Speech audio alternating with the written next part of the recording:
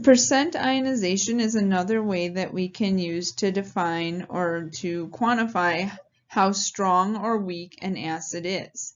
By looking at the percent ionization, if it's a higher value, that means it's a stronger acid. If it's a lower value, it means it's a weaker acid.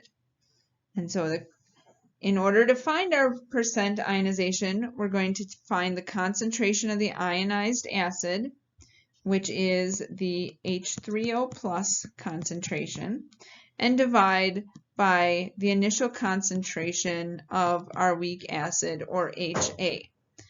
So this may look familiar, as this is how we determined if we could ignore X. If it was less than 5%, we could assume X was small. We do, in order to find our percent, we have to multiply by 100. Let's try an example. Let's find the percent ionization of a 2.5 molar nitrous acid solution. If we're given the Ka of the acid, we're going to set up our ice table. So the concentration of HNO2 is equal to NO2 minus and H3O plus. Our initial concentration is 2.5 molar, 0 for our products. Our change is going to be minus X plus X for each of our products. At equilibrium, 2.5 minus X, which in this case, our X is going to be pretty small compared because we have a large initial concentration and a small Ka. So our Ka is equal to NO2 minus H3O plus over the initial acid concentration. This equals X times X divided by 2.5.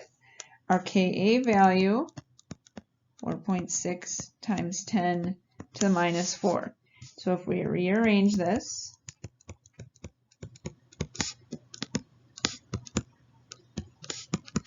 it's equal to X squared. We take the square root of each side and find that X is equal to 3.4 times 10 to the minus 2, which is our H3O plus concentration. To find our percent ionization, it's equal to our H3O plus divided by the concentration of our acid times 100%. So plugging that in, 3.4 times 10 to the minus 2 divided by our original acid, which was 2.5 molar times 100%, we find that we have 1.4% ionization. Because this value is less than 5, we know that we can safely ignore that minus X. Because it's 1.4%, means that 1.4% of the molecules break up into the H3O plus and NO2 minus. Here's a practice for you to try. Pause the video and to see if you can find the percent ionization. So our nicotinic acid, I'm going to represent as HA. It's going to make A minus and H3O plus. Our initial concentration is 0.012 molar. And we have essentially 0 of each of the products. minus X plus X plus X.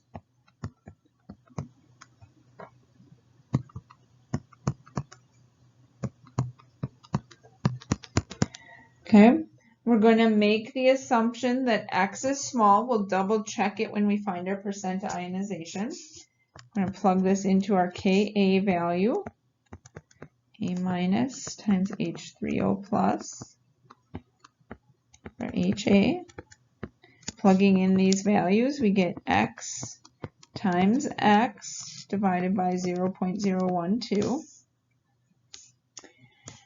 If we solve for X, it's the square root of our Ka value. Oops, this equals our Ka value, 1.4 times 10 to the minus fifth. So 1.4 times 10 to the minus fifth times our initial concentration. And X is equal to 4.1 times 10 to the minus 4. Now if we find our percent ionization,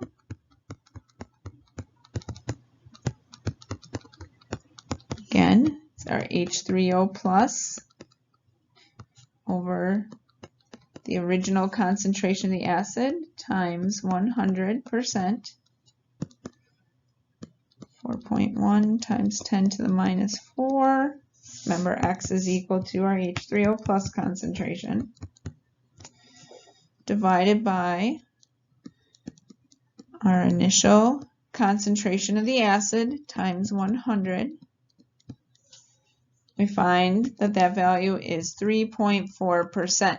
So this is smaller than 5. It was all right to assume that we could ignore the X, and our percent ionization is 3.4% of the molecules break apart into the H3O plus and the A minus.